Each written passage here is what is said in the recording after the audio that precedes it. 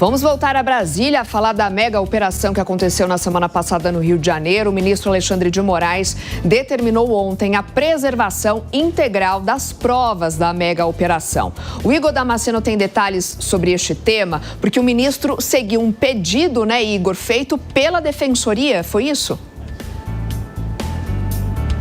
É isso mesmo, Soraya. Foi um pedido protocolado pela Defensoria Pública da União no Supremo Tribunal Federal e que o ministro Alexandre de Moraes atendeu. De acordo com a decisão que foi tomada ontem, o ministro determinou a preservação de todas as provas. Isso inclui perícias e cadeias de custódia. E isso é para saber se há algum tipo de abuso, de autoridade ou se algum policial acabou extrapolando além das suas funções. Então devem ser preservados os vestígios de crimes e assegurada a independência técnica das perícias em investigação de crimes contra a vida. Esse foi o pedido da Defensoria Pública da União, a qual o ministro Alexandre de Moraes atendeu prontamente. Inclusive, o governador do Rio de Janeiro, Cláudio Castro, já foi intimado dessa decisão do ministro Alexandre de Moraes. Então, todas as provas que foram colhidas depois dessa mega operação serão inteiramente preservadas para avançar nas investigações e saber se houve algum tipo de abuso policial e se o que está determinado na ADPF das favelas foi então cumprido pelo governo do Rio de Janeiro. O ministro Alexandre de Moraes ainda determinou às 10 horas da manhã de hoje, ou seja, daqui a pouquinho, uma audiência com integrantes do governo do Rio de Janeiro e ativistas dos direitos humanos para falar em torno dessa mega operação que resultou na morte de 121 pessoas, incluindo 4 policiais. O ministro Alexandre de Moraes é o relator temporário da ADPF das favelas. E por que isso? Porque o relator original, o ministro Luiz Roberto Barroso, se aposentou mais cedo. E até o momento o presidente Lula não indicou e o Senado não aprovou o substituto do ministro do ministro Luiz Roberto Barroso. Então Moraes assumiu interinamente, temporariamente, a relatoria dessa ADPF das favelas e então fixou essa regra justamente para que as provas sejam preservadas e um avançar nas investigações seja mais efetivo. Soraya. Igor, ainda falando dessa mega operação no Rio de Janeiro, o ministro Gilmar Mendes respondeu às críticas feitas pelo governador Cláudio Castro e afirmou que o Supremo não proibiu operações policiais. O que mais o ministro disse? Só para a gente contextualizar em torno desse assunto, Soraya, em abril, o Supremo Tribunal Federal, no âmbito da ADPF das favelas, fixou regras a respeito das operações em comunidades, tal qual aconteceu na semana passada nos complexos da Penha e do Alemão. A ideia do Supremo Tribunal Federal é combater a letalidade policial. No ano passado e no início deste ano, houve muitas denúncias em torno de abuso de autoridades de policiais. Isso acabou, então, sendo um assunto discutido em abril deste ano no Supremo Tribunal Federal. Então, o ministro Gilmar Mendes determinou um plano de reocupação dessas duas comunidades por parte do governo do Rio de Janeiro. E aí, Cláudio Castro respondeu, disse ao ministro que, na verdade, a mega operação teria sido ainda mais exitosa se por acaso o STF não tivesse atrapalhado com esse entendimento fixado em abril. Gilmar Mendes rebateu em uma conta no X, o antigo Twitter. Ele disse o seguinte, abre aspas, o tribunal apenas estabeleceu parâmetros para que essas ações sejam planejadas, proporcionais e transparentes, com o objetivo de reduzir mortes e proteger vidas, tanto de civis quanto de agentes públicos, fecha aspas. Então foi um verdadeiro toma lá da cá entre o governador do Rio de Janeiro e o decano do Supremo Tribunal Federal.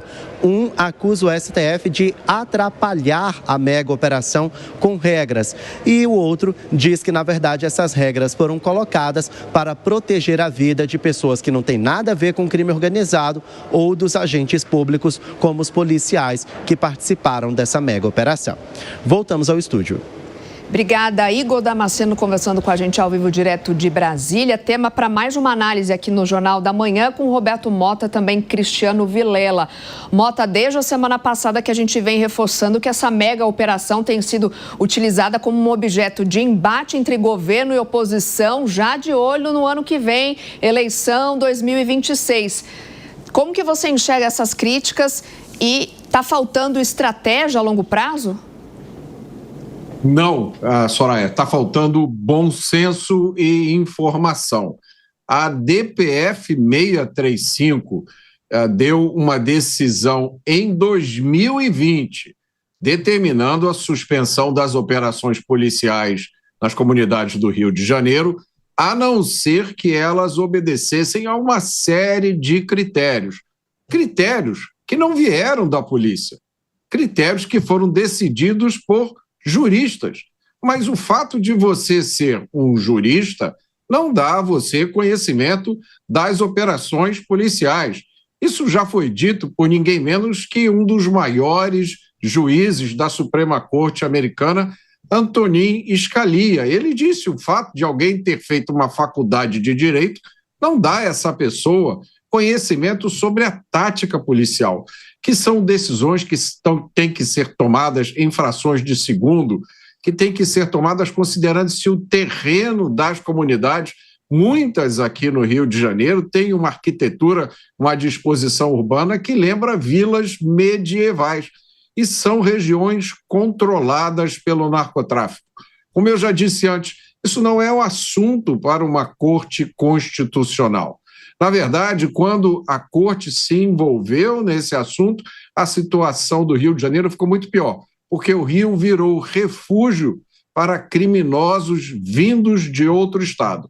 Há muito tempo, a polícia carioca alerta: essa situação está atingindo proporções gravíssimas e vai resultar em grande perda de vidas. Foi o que aconteceu. Cristiano Vilela, como é que você vê essa discussão, né, com a participação do Supremo Tribunal Federal, mas como o Bota bem relata, é a polícia que sabe onde está pisando, que sabe como entrar num terreno que é dominado por traficantes ou até mesmo por milicianos. É possível a gente chegar num consenso de atuação nesses casos, ou Vilela, ou te parece distante? Olha, me parece que em termos práticos se encontra distante, mas ele é bastante possível. E é bastante possível à medida que a gente coloque cada coisa no seu devido lugar. O papel das forças policiais, ele é o de ter uma atuação ostensiva, especialmente em territórios dominados pelo crime organizado. Não se vai adentrar num território que tem o domínio, tem o controle, é fechado pelo crime organizado, não se vai adentrar com flores, dando bom dia a todos, tomando cafezinho, sem armas em punho. Ora, as forças policiais são recebidas a bala, são recebidas a tiro de fuzil. Não dá para se promover qualquer tipo de operação sem o emprego de força ostensiva. E é natural que, diante de uma recepção como essa, as forças policiais também tenham que atirar, também tenham que se estruturar, que se movimentar, como forma de buscar garantir a segurança.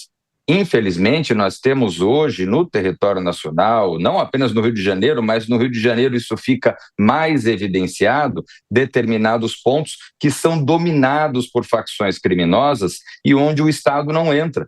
E justamente para permitir que o Estado possa entrar e possa libertar os milhões de pessoas do bem que moram nessas regiões sob medo dessas organizações criminosas, é que é necessário que haja a incursão de forças policiais, usando a força na medida necessária para esses atos, para que com isso a gente possa, de alguma forma, tentar voltar a ter uma normalidade para a vida desses milhões de brasileiros que são acabados, deixados de lado, sob o pretexto de se proteger a segurança dessas pessoas, quando, na verdade, o que se mantém é um status quo onde essas pessoas acabam permanecendo sob domínio de criminosos.